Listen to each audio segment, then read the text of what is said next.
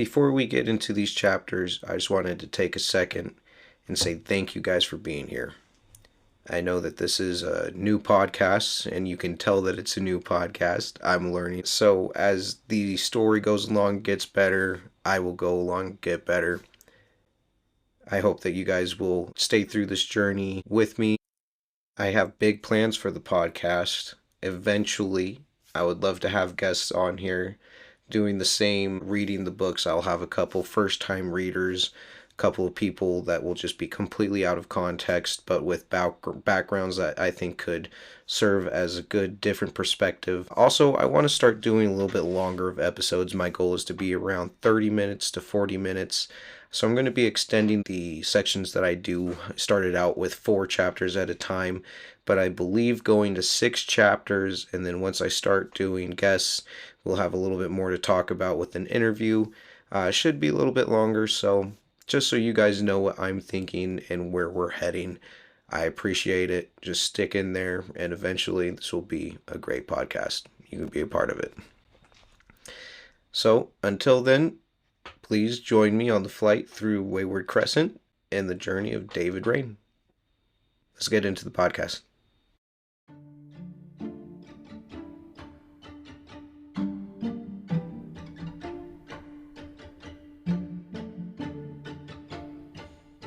Chapter 5, Unusual Things.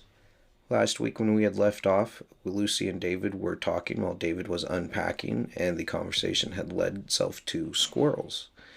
Liz walks in on David and Lucy talking and gets a little annoyed that Lucy's talking David's ear off about squirrels still. David is trying to play peacekeeper and tries to change the subject. And Liz says that she's making him a dragon for a housewarming gift. Lucy tries to get excited and say that it's a special dragon and that she has 2 of her own, both named Gwaine and Gwendolyn. David asks about special dragon, and as Lucy starts to explain, she gets cut off by Liz by saying that they're just personalized to their owners. If he was into baseball, it might hold a bat, or if he was into reading, it might hold a book. As this is being explained and Lucy's being sent off to get ready for dinner, they hear a loud shrieking sound from the backyard. Lucy gets scared that it's Conker, so she pulls David into the yard, saying to go check and see. David couldn't find anything. He just found one blue/black feather. But when he was heading back to the house, he looked up into the dragon's den window. And though he couldn't see anything in particular, he noticed orange jets of light coming through that couldn't be explained by a trick of the light through glass or anything other than fire. So he runs back in.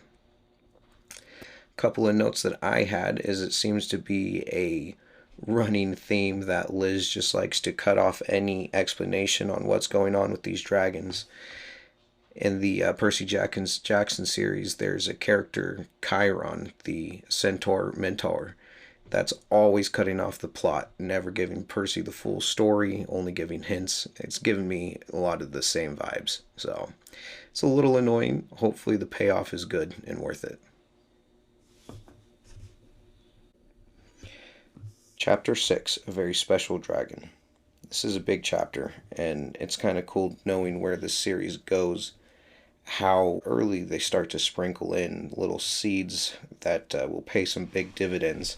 So I'm not going to point out exactly what they are, but I'm sure you guys will be able to pick them up. So as David's running into the house, just freaking out about this fire, he's screaming, "Fire, fire, upstairs, we need to call 911, let's go." Obviously, Lucy and Liz are just confused, mystified. Lucy says that she'll go check it out. Makes David freak out even more. "You can't go, you're just a child. Let's go, let's leave, it's 911. And she's gone before he can even say anything. So Liz tells David to calm down, let's go check it out and see what's going on. As they get upstairs, David opens up the room and there's no sign of a fire anywhere. He checks all the walls. They're lined with shelves upon shelves, dragons of all different shapes, colors, stages of life, old dragons, dragons hatching from eggs. There was one shelf lined with special dragons that had items in their hands, or doing a specific pose. The only wall that didn't have any dragons on it was the window wall overlooking the garden. On that wall had a desk with an angled lamp, a couple of jars with potter's tools, and a couple of dragons, two dragons, one on the wheel and one overlooking the rest. I'm going to read a part from the book when David first gets into seeing that specific desk and dragon. "Amazing," he said, gliding over to the bench. "This is a good one here." He pointed to an eerie but elegant creature on a stand just behind the potter's wheel. It had a wraparound tail and ears like a cat. Two large and exquisitely beautiful wings were rising from its back like sails on a ship. Its oval eyes shaped were intriguingly closed, its stout front feet pressed firmly together. "That's Guinevere," said Lucy in a differential whisper. "She's sort of the queen.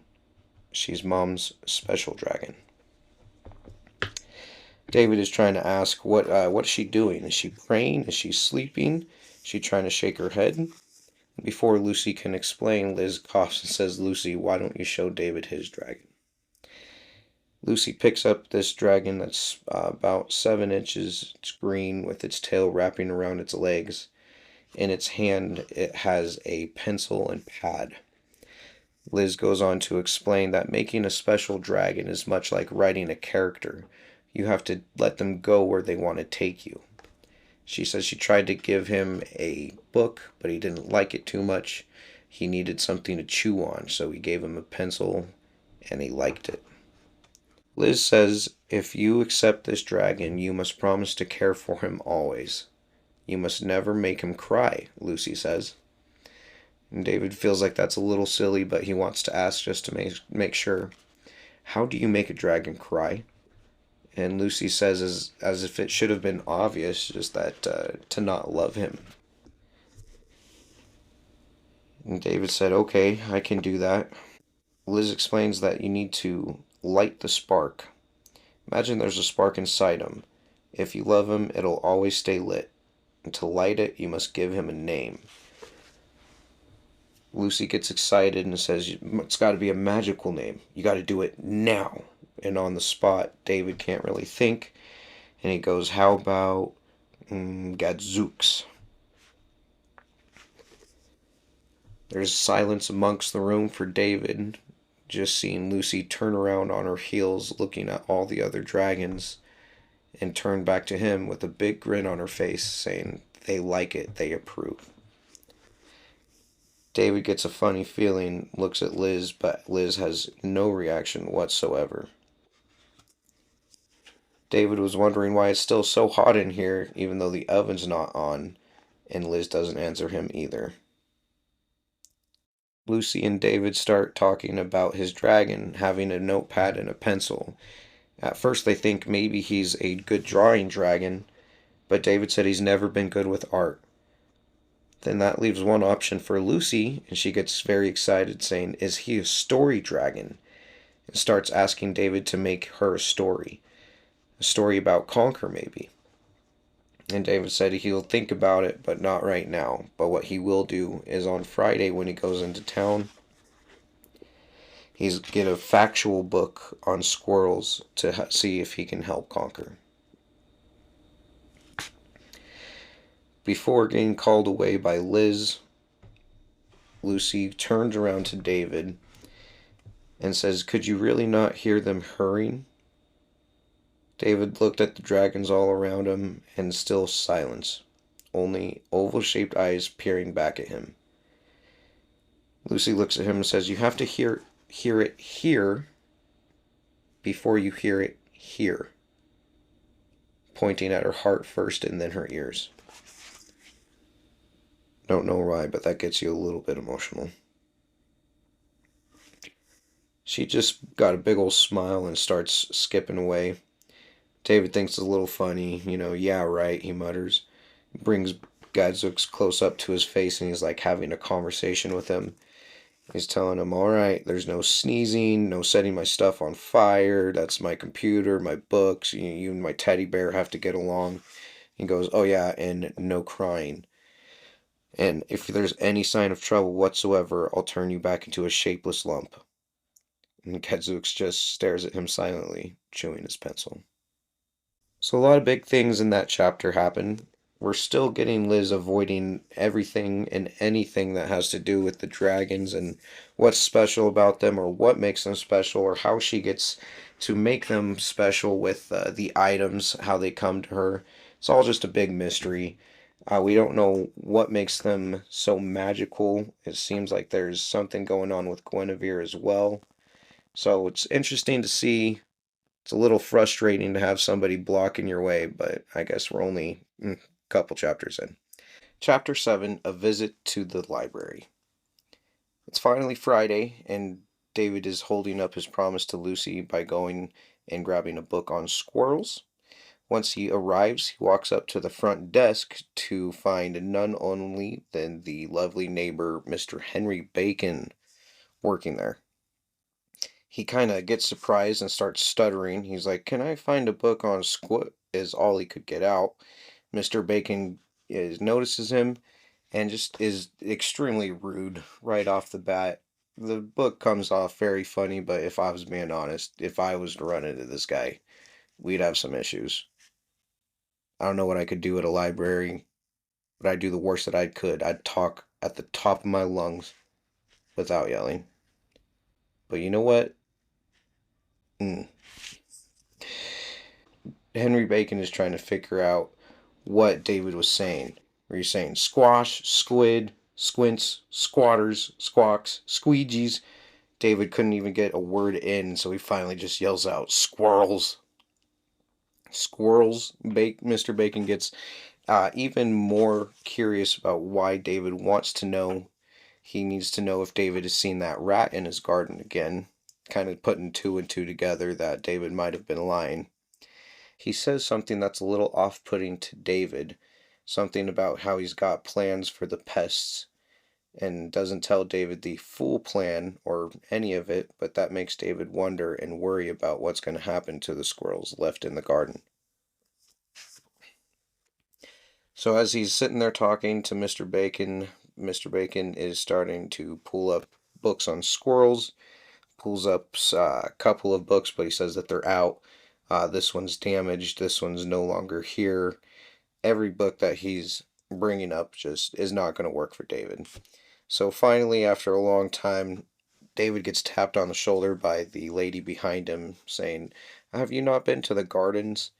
And everybody that's been to Scrubbly has been to the gardens. And David says no.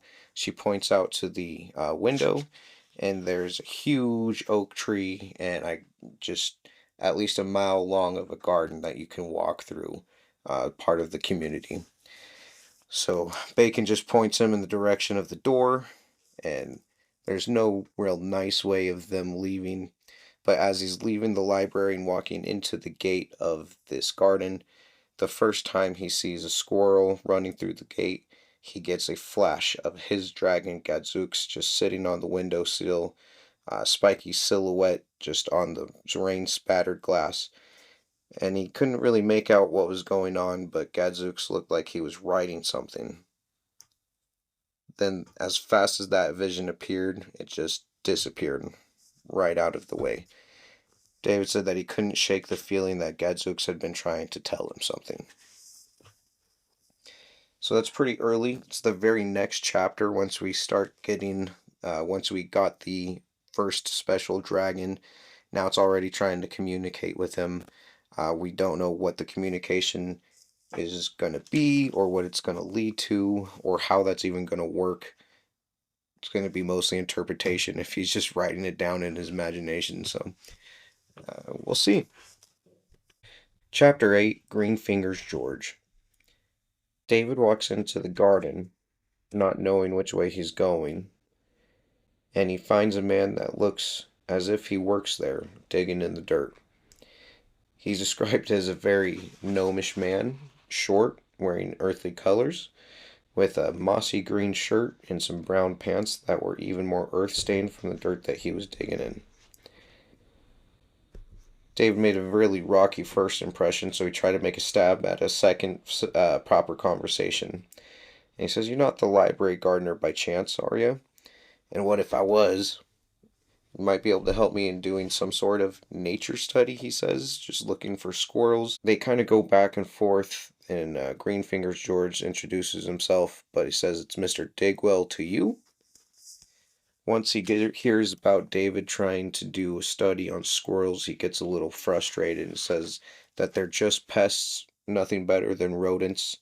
And sometimes when people have to deal with pests, they kill them, which makes David even more nervous about what Mr. Bacon is going to do over at his home, because George is going on and on about how they're ruining his plants at the library and they're eating his garden fruits and vegetables at home as well.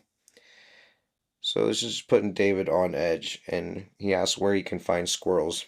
George points him towards a fountain a little bit further down a path, and you'll come up to a beach on a little mini waterfront. There should be a couple oak trees with plenty of squirrels. And he says he's got one over there that keeps making him upset because he's got a certain look, certain smile. Before David could take off in search of the squirrels, he asked what might injure one and take out an eye. Mr. Digwell goes through his thoughts and thinks that it could be disease, maybe a scratch and an injury infection. More likely it was an attack. That makes David wonder if it was a cat.